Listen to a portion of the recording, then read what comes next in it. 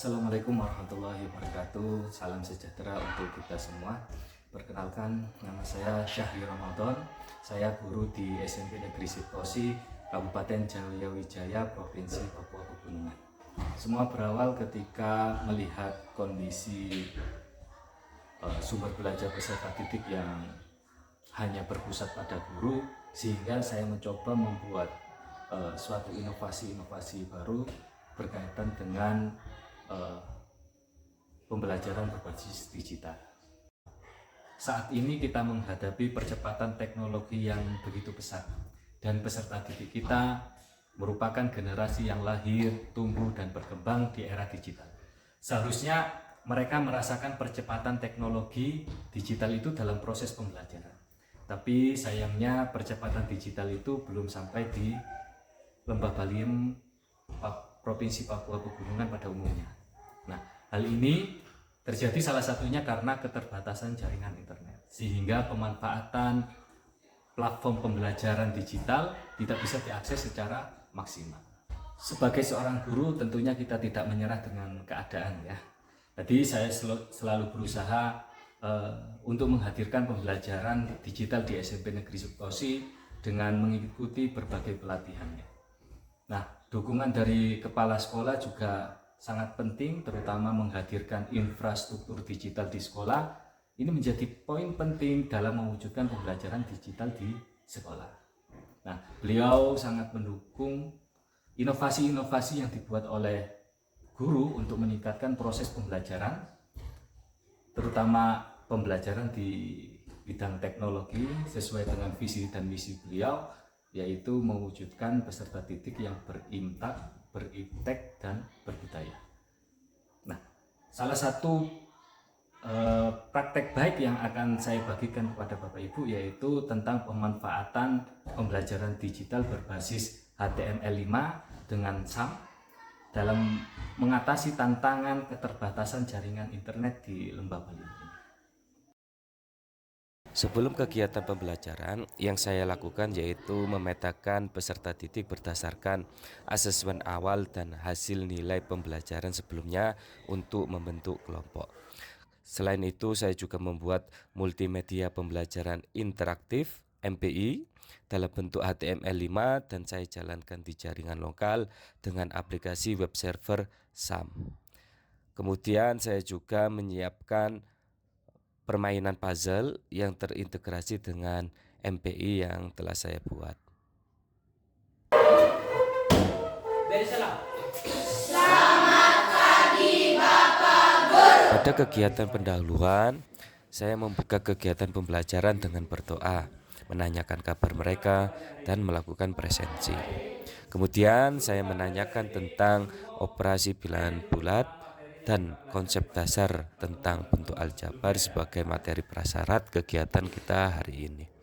Kemudian saya menyampaikan tujuan pembelajaran dan tidak lupa memberi pertanyaan pemantik. Saya juga memberi ice breaking supaya peserta didik lebih bersemangat dalam belajar. Pada kegiatan inti, peserta didik secara berkelompok mengunjungi 4 pos belajar yang sudah disiapkan oleh guru. Di pos pertama, mereka akan belajar tentang penjumlahan bentuk aljabar. Di pos kedua, mereka akan menyelesaikan tantangan soal penjumlahan bentuk aljabar. Di pos ketiga, mereka akan belajar pengurangan bentuk aljabar. Dan di pos keempat, mereka akan menyelesaikan tantangan soal pengurangan bentuk aljabar. Setelah menyelesaikan masing-masing pos belajar, mereka akan mendapatkan potongan puzzle yang nantinya akan ditempel di bingkai yang sudah disiapkan oleh guru. Peserta didik akan memindai QR kode yang sudah disiapkan oleh guru di masing-masing pos. Mereka langsung terhubung dengan MPI yang sudah disiapkan oleh guru di komputer server. Di dalam MPI terdapat materi bacaan, video pembelajaran, gambar, dan kuis. Peserta didik memilih sumber belajar sesuai dengan minat mereka. Peserta didik dapat berinteraksi langsung dengan materi pembelajaran yang disiapkan oleh guru. sehingga peserta didik dapat belajar dengan kecepatan dan gaya mereka sendiri. Ketika peserta didik merasa belum memahami materi yang dipelajari, mereka secara mandiri bisa mengulang membaca atau menonton video yang tersedia. Ketua kelompok memastikan semua anggota kelompoknya menyelesaikan tantangan yang diberikan dan mereka saling membantu satu sama lainnya. Bagi kelompok yang sudah memahami materi, diperbolehkan melanjutkan ke pos belajar selanjutnya. Dengan pembelajaran yang interaktif, membuat motivasi belajar peserta didik meningkat. Hal ini terlihat peserta didik aktif dalam pembelajaran.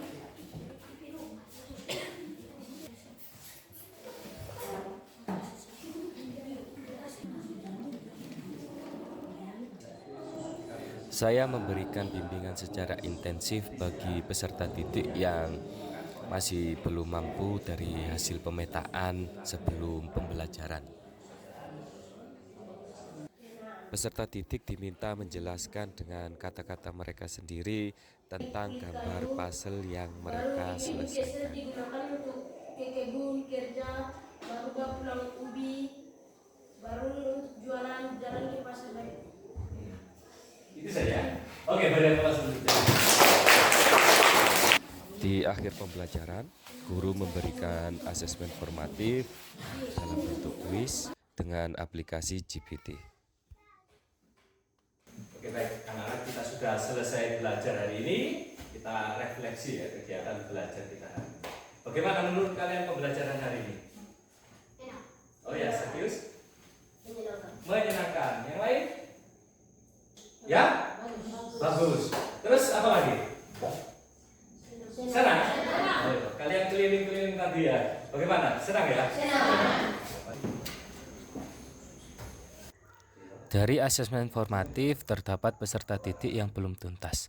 Maka saya melakukan pendampingan setelah jam pembelajaran sekolah selesai selama 40 menit. Di SMP Negeri Siaposi kami memiliki PSD atau yang disebut dengan Pusat Sumber Belajar Digital. Pusat Sumber Belajar Digital ini dibuat oleh Pak Syahri Romadlon SPD yang pada dasarnya untuk mengatasi persoalan kami tidak di SMP Negeri Siaposi belum memiliki fasilitas perpustakaan yang memadai. Dari PSB atau Pusat Sumber Belajar Digital ini, manfaat yang dirasakan ada dua yang paling utama untuk siswa. Pertama, untuk siswa itu dia memberikan bahan bacaan yang memadai dan dapat diakses setiap saat. Lalu, bacaan itu menarik karena dapat diakses menggunakan HP. Untuk guru, media pembelajaran dapat dimasukkan dalam bentuk HTML5 sehingga dapat dijalankan untuk menjalankan tipe atau pendekatan metode pembelajaran berkaitan dengan metode yang digunakan untuk di pendekatan TPACK sehingga dalam proses pembelajaran lebih mudah. Lalu manfaat lain yang untuk guru, dia mempermudah sekali untuk bisa menyiapkan sumber belajar. Banyak manfaat lain yang bisa dirasakan ketika kita menggunakan PSB ini atau Pusat Sumber Belajar Digital ini berbasis LAN lokal ini. Apabila kita mengeksplor lebih maksimal lagi. Praktek baik ini juga sudah saya diseminasikan bersama Kombel Apkain Kabupaten Jayawijaya yang pada waktu itu dibuka oleh Kepala Dinas Provinsi Papua Pegunungan dan Sekretaris Dinas Pendidikan Kabupaten Jayawijaya.